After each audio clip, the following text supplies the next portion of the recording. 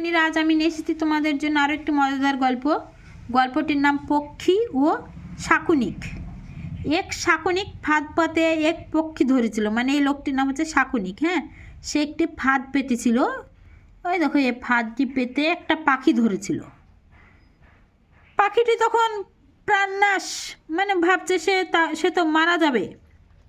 সে সে কাতর কণ্ঠে বিনয় বাক্যে শাকুনিকে বলতে লাগলো, ভাই, তুমি দয়া করে আমাকে ছেড়ে দাও। মানে পাখিটি জানছে সে মারা যাবে, আর বাঁচবে না। তখন সে শাকুনিকে কাতর কণ্ঠে বলতে লাগলো, ভাই, দয়া করে তুমি আমাকে ছেড়ে দাও।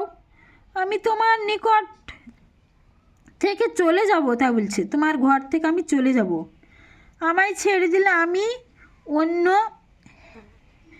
অন্য পাখিদের ভুলে ভালিয়ে নিয়ে এসে তোমার ফাঁদে ফেলে দেবো, তা বলছে। পাখিটি বলছে যে আমায় ছেড়ে দাও, আর আমায় ছেড়ে দিলে আমি অন্য পাখিদেরকে নিয়ে ভুলে ভালে নিয়ে এসে আমি তোমার ফাঁদে ফেলে দেব।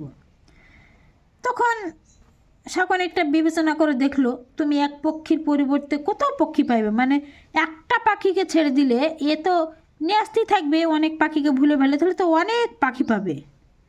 শাকুনিক তখন বলিল যে, না, আমি তোমায় ছেড়ে দেব না।